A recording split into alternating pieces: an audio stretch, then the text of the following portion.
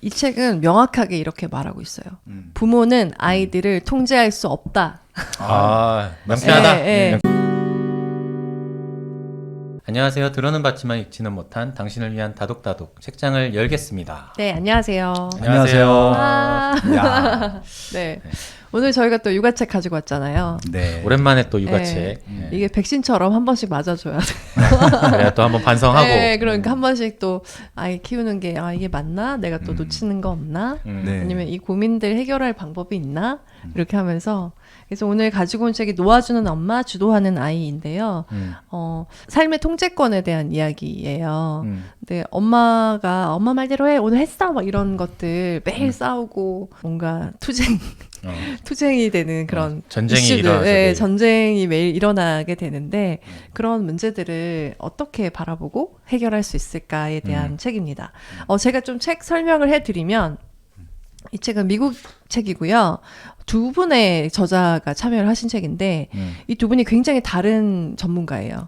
뭐냐면 한 명은 저명한 임상 신경 심리학 박사고요. 네. 또 다른 한 명은 말하자면은 그 입시 전문가예요. 입시 컨설턴트. 예, 그래서 약간 아이들이 어떻게 하면 좀 자기 삶을 꾸려 나가면서 스스로 공부하고 그런 것들을 어떻게 하면 할 수 있을까를 연구를 굉장히 다른 방면에서 해오신 두 분이 쓴 책이 있고요. 제가 읽어봤을 때 굉장히 쫀쫀한 책이다.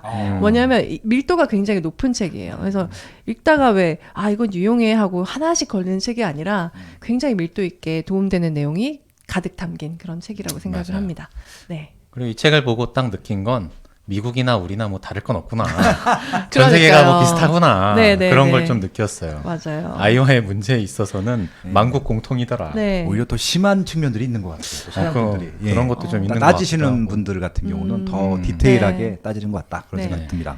그래서 구조를 잠깐 목차만 한번 읽어볼까요? 네. 네. 드리머님 한번 해봐주세요. 오랜만에 목차 담당 네. 드리머입니다. 네. 일단 총 이 책은 12장으로 구성이 되어 있고요. 1장은 먼저 아이의 스트레스와 불안을 이해하라라는 제목입니다. 여기에서는 이제 아이들이 어떤 상황에 놓였을 때 스트레스를 받는지, 그걸 또 부모의 입장에서 어떻게 받아들이고 이해해 줘야 되는지 그런 내용들을 다루고 있고, 2장은 숙제로 싸우기엔 내가 너를 너무 사랑한단다. 이거는 부모가 이런 좀 마음을 가졌으면 하는 바람이 담겨 있는 제목입니다. 굉장히 많이 공감한 장이기도 하고요. 네. 3장은 아이는 이런 경험을 통해 자기 주도성을 느낀다. 입니다. 여기에서는 이제 아이들이 보통 자기 주도성을 갖고 좀 성장하기를 바라는데, 이제 어떤 상황이 놓였을 때 아이들이 이런 자기 주도성을 키워나갈 수 있는가, 이런 것들에 대해 설명을 해주고 있고, 4장은 불안을 관리하면 아이는 스스로 선택한다. 불안해하는 아이들, 이런 아이들에게 불안을 어떻게 가르치고 어떤 식으로 관리할 수 있게끔 안내를 해줄 수 있는지, 그런 내용들을 알려주고 있어요. 5장은 무엇이 아이를 스스로 움직이게 하는가. 아마 이 부분을 되게 많이 궁금해 하실 것 같아요. 그래서 아이들이 주도성 있게 본인 스스로 무언가 해나가는 아이로 성장시키려면 어떤 면들을 부모들이 이제 이해하고 가이드 해줘야 되는지, 그런 것들을 설명하고 있고요. 6장은 아무것도 안 하는 시간이 건강한 뇌를 만든다. 저는 이 부분이 굉장히 좀 좀 많은 부모들이 오해하고 있는 부분 아닐까? 네. 그래서 멍 때려야 여기는 됩니다. 이 책에서 좀 다른 부분은 아닐더라도 이 부분은 좀 꼭 한번 읽어보시면 좋을 것 같다는 생각을 좀 많이 했고, 네. 7장은 수면 부족은 정서, 학습, 신체를 망치는 폭탄이다. 이 얘기는 워낙 많이 들어왔고요. 그렇죠? 자, 8장은 자기 통제감이 높은 아이가 학교 생활도 잘한다. 이것도 좀 당연한 이야기 같기도 한데 이제 구체적인 사례들을 이 장을 통해서 보실 수 있고, 9장은 스마트폰 전쟁에서 윈윈하는 방법. 이것 때문에 고민하는 부모님들도 많으실 겁니다. 근데 이제 부모 세대와 우리 세대와 이제 자녀의 세대는 전혀 다르다는 것을 이 장을 통해서 좀 이해하실 수 있을 것 같고요. 10장은 입시보다 인생을 대비하는 두뇌 신체 6단계 훈련.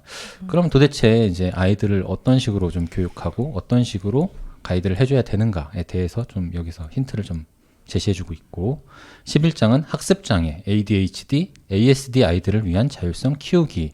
여기는 좀 어떤 특징적인 이런 증상에 대해서 특수한 경우, 네. 좀 특별한 케이스를 좀 분류해서 좀 설명을 해주고 있는 거고요. 네. 마지막 12장은 그 길만이 정답은 아니다 라는 제목으로 좀 이게 꼭 반드시 길이 정해져 있는 거 아니다. 그래서 아이들이 진정 원하는 길이 무엇인지를 좀 더 부모가 생각해보고 그 길로 안내해주는 게 필요하다. 네. 이런 얘기로 마무리를 하고 있습니다. 그리고 12장의 각 마지막에는 오늘 밤 할 일이라는 그 약간 정리도 되고 액션 플랜 같이 있어요. 실제로 어떤 식으로 이 문제를 해결할 수 있는지에 대한 내용이 또 적혀 있거든요. 맞아요. 그래서 또 굉장히 도움이 되는 것 같아요. 책 읽고 해보셨나요 혹시 자녀에게?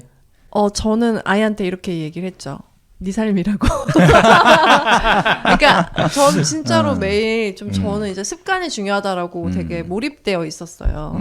그러다 보니까 이제 제가 정한 습관을 너희도 동의하지? 그냥 동의한다 치고 일단은 하자. 막 이렇게 꾸준히 쌓아 나가야만 뭔가를 할 수 있는 거야. 그것보다 중요한 건 없는 거야. 뭐 이런 얘기를 계속 하면서 굉장히 계속 체크를 했죠. 매일매일. 수학 3장 풀었니? 근데 그거를 제가 어느 날 빠뜨리면 좀 성실하지 않은 엄마일까봐, 걔네 아이들이 그렇게 느낄까봐 되게 두려워했었고, 또 아이들은 좀 하기 싫죠. 왜냐하면 내가 진정으로 원해서 하려고 했던 건 아니니까.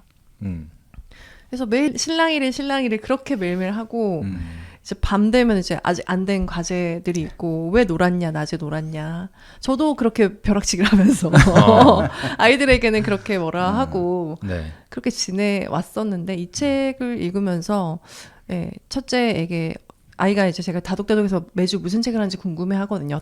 어떤 게스트를 만나고 어떤 책을 읽는지 궁금해 해요. 그래서 이번에 놓아준 엄마 주도하는 아이라는 책을 읽었는데, 너의 삶은 네가 선택하는 거고 엄마는 응원하는 사람이고 엄마가 계속해서 시킬 수 없다는 것을 많이 느꼈다. 그래서 너가 스스로 할 수 있게 엄마 많이 도울 거다. 그렇게 알아라 하니까 아이가 혼자서 쫙 하더라고요. 그날만. 다 컸네. 그래도 그렇게 할 수 있다는 거잖아. 할 수 있다는 것은 다 큰 거야. 근데 계속해서 그 CL이라고 그 21 CL 부모님이 굉장히 화제가 된 적이 있었는데 그때도 막 성적이 좀 안 나와서 그렇게 눈치를 봤을 때 너의 성적은 너의 성적이지 엄마 아빠랑은 상관이 없단다 이렇게 말씀을 하셨던 게 굉장히 자신에게 인상적이었나 봐요. 네 삶은 네가 꾸려나가는 것이고 네가 책임지는 거란다. 뭐 그 성적은 우리랑은 상관이 없는데 뭐 이런 식으로 얘기를 하셨다고 해요. 그러니까 그렇게 이제 능동적으로 좀 자신의 삶을 통제할 수 있는 그런 사람으로 성장시킬 수 있게 많은 영감과 또 정말 학술적인 도움을 주는 그런 책입니다. 이게 12챕터인 거 보니까 이게 1년이라는 기간이 딱 필요하다라는 생각이 들어서 단기간 이게 성과가 나오지 않는다 하더라도 금방 또 이게 포기하잖아요. 그러니까 부모님들도 좀 기간을 가지고 조금 단계별로 접근하기 좋지 않겠느냐라는 생각도 들기도 합니다. 맞습니다. 짧게 막 확 되는 건 아니니까요. 맞아요. 그리고 이제 여기에서 가장 키워드는 삶의 통제감이라는 건데요. 삶의 통제감이 뭐냐? 스스로의 힘으로 인생의 방향을 정할 수 있다는 자신감이에요. 근데 이 키워드가 굉장히 중요한 게 아이들은 이 통제감을 잃을 때 모든 신체적 건강도 떨어지고 정신적 건강도 떨어지고 삶의 의욕까지도 없어지는 거예요. 그래서 우리나라 아이들이 굉장히 자살률도 높잖아요. 그런 걸 보면은 정말 우리나라에서는 아이들에게 너가 네 삶을 만들어 가봐. 도와줄게. 이런 식으로 하지 않잖아요. 대학 안 가면 죽고 대학 안 가면 너는 정말 뭐 도태될 것이고 너는 아무것도 이렇게 무가치한 인간이 될 것이고 너는 아무것도 아니고 네가 할 수 있는 건 없고 야자해야 되고 막 이런 식으로 너무 막 숨막히게 하니까 아이들이 너무 불행하고 내가 이 세상에서 내가 유효하게 선택할 수 있는 것은 없구나 라고 생각하면서 통제감을 잃고 모든 의욕도 사라지고 하면 좀 삶의 의미도 사라지게 되는 것 같아요. 그래서 좀 이 책의 도입부를 좀 저는 먼저 좀 얘기를 해줬으면 좋겠다는 생각이 좀 들어서요. 여기서 이제 부모님들도 사실은 직관적으로 이제 아이들을 대할 때 어떤 식으로 대해야 아이가 좀 바르게 성장할 수 있는지 다들 알고 있다. 근데 이제 주변인들과의 비교 때문에 그런 걸 좀 놓치고 때로는 부모 스스로 막 강박을 받아서 더 그런 경우가 있다라고 좀 보고 있는 것 같아요. 그래서 이런 가정들을 한다는 거죠. 사소한 잘못도 삶의 실패로 이어진다. 그러니까 예를 들면 대학 진학 같은 거 그게 인생의 전부는 아닌데 좋은 대학을 못 가면 너의 인생은 실패한 것처럼 마치 느끼기도 하잖아요. 그러니까 그런 것들도 좀 잘못된 어떻게 보면 부모가 갖고 있는 가정이 아닌가 그런 얘기도 하고 있고 뭐 두 번째도 비슷한 내용입니다. 인생에서 성공하려면 명문대 진학은 필수다. 이것도 사실은 그건 전부가 아닌데 그렇죠? 세 번째는 더 밀어붙여야 좋은 성과를 올리고 성공할 수 있다라고 생각하는 거. 뭐 예를 들면 이런 내용들이 부모들도 직관적으로는 그게 아니라는 걸 알지만 이제 뭐 주변 사람들 또는 다른 동료, 학교 또는 주변의 뭐 다른 친구 엄마들이 이제 압박을 줌으로써 이제 너희는 그렇게 안 한단 말이야 이런 얘기 들으면 또 되게 불안해지는 게 또 우리의 마음이다 보니까 그런 것들을 좀 잘 마음을 다독이고 기준을 잘 잡고 가야 된다 그런 얘기로 시작을 하더라고요. 지금. 네. 네, 그래서 삶의 통제감도 이제 그런 맥락에서 좀 이해를 해주시면 좋겠다. 네. 그리고 이제 세상은 점점 위험한 곳이 되고 있는데 이 얘기는 진짜 많이 듣지 않아요?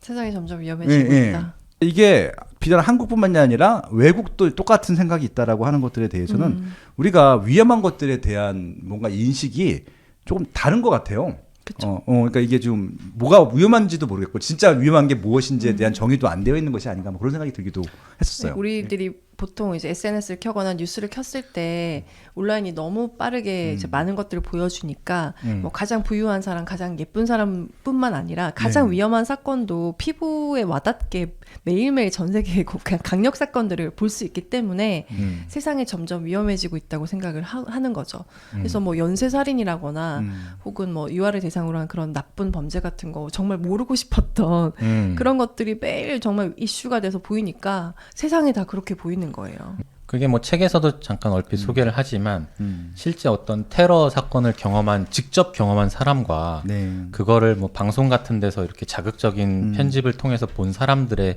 어떤 뭐 스트레스의 강도 그리고 인식의 강도가 후자 쪽이 훨씬 더 강하다라는 얘기도 좀 나오고 있어요. 이건 미디어를 통해서 접하는 그런 사건 사고들도 사실은 우리에게 굉장한 스트레스를 이미 주고 있고 또 뇌리에 또 인식을 시킨다는 거죠. 그래서 그것만 계속 또 보게 되면 점점 말씀대로 알고리즘이 또 그것만 보여주니까 더더욱 세상은 점점 위험해지고 있지 않나? 실제로는 그게 아닌데 그렇게 생각할 수도 있는 것도 네. 있는 거죠. 네, 유튜브는 다독다독만 보시기 바랍니다. 네, 그래서 다시 통제권으로 네. 돌아가서 네. 이 책은 명확하게 이렇게 말하고 있어요. 부모는 아이들을 통제할 수 없다.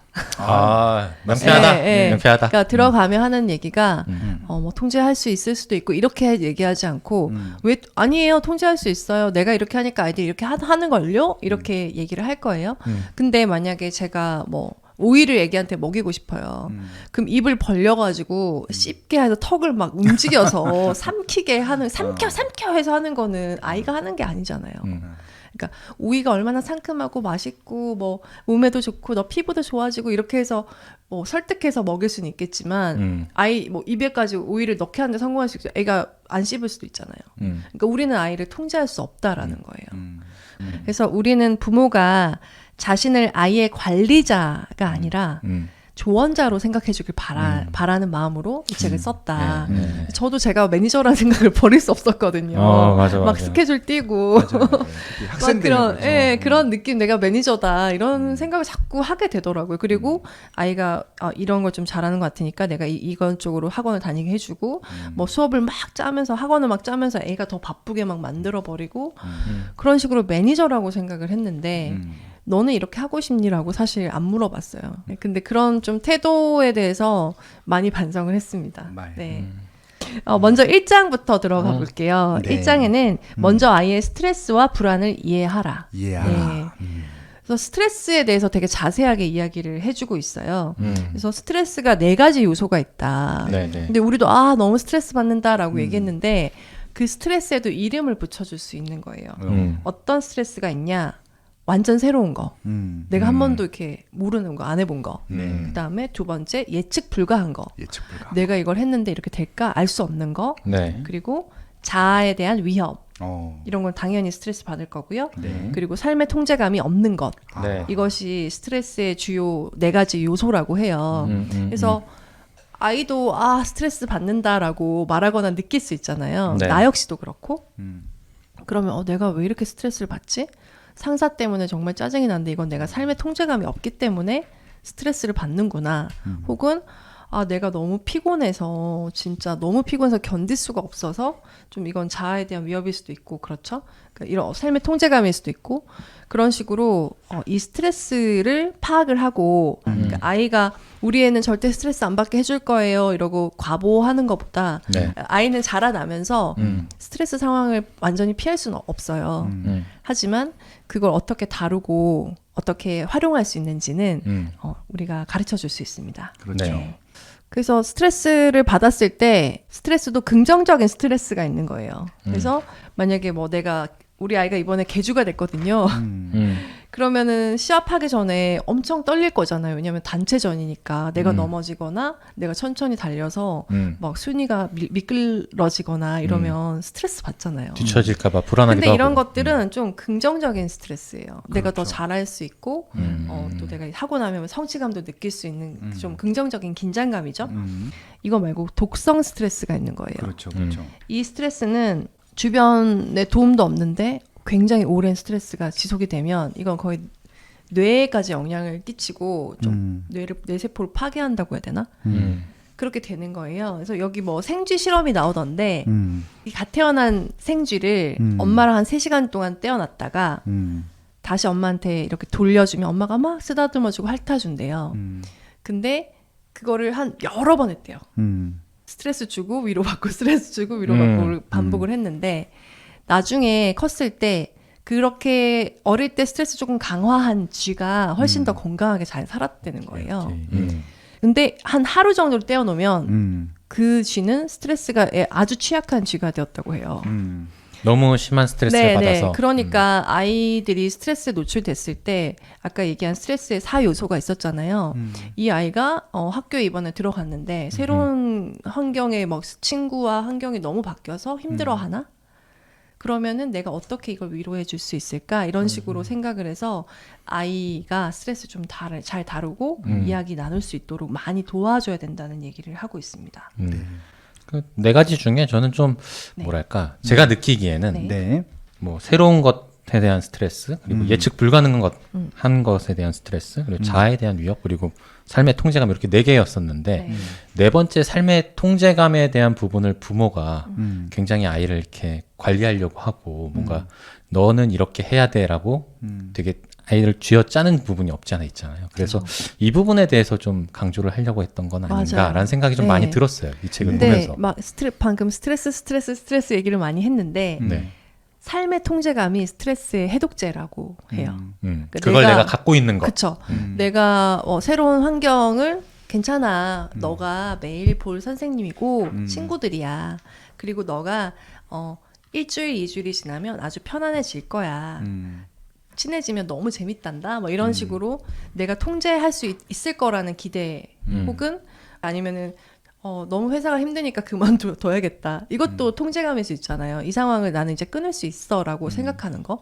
그런 것들이 스트레스의 좀 치료약이라고 합니다. 네. 그러니까 이제 학생들은 경험치가 없기 때문에 대처할 방법들이 없는 것들이거든요. 그러니까 뭐 새로운 것이나 예측 불가나 자아에 대한 것들이나 삶의 통제감 자체가 경험치가 없기 때문에 스스로 할 수 있는 방법들이 없잖아요. 그래서 그렇죠. 지금 3단계에 거쳐서 긍정적인 것들, 견딜 만한 스트레스, 독성 스트레스가 있을 텐데 긍정적인 스트레스나 견딜 만한 스트레스는 아마 경험이 없어도 이들이 스스로 어떻게 그쵸. 해결할 수 있는 부분일 네. 텐데 독성 스트레스에 대해서는 전혀 해결할 방법이 없거든요. 모르기 때문에. 그러니까 이럴 때 부모들의 역할이 필요한 것들이고 부모들이 독성 스트레스를 주는 역할이 아니라 그냥 독성 스트레스가 있을 때 아까 로사님께서 말씀하신 대로 말 그대로 조력자로서 어떻게 보면 이제 조언자로서 선배로서 아마 그렇게 이끌어갈 수 있다라고 하면 이 스트레스도 활용할 수 있는 부분들로 될 수 있지 않을까 네. 그런 것들이고 그러니까 결국은 자아가 중요한 것 같아요. 여기 지금 그 통제감이라고 하는 영어 자체가 센스 오브 컨트롤이거든요. 네. 이게 그냥 통제하면은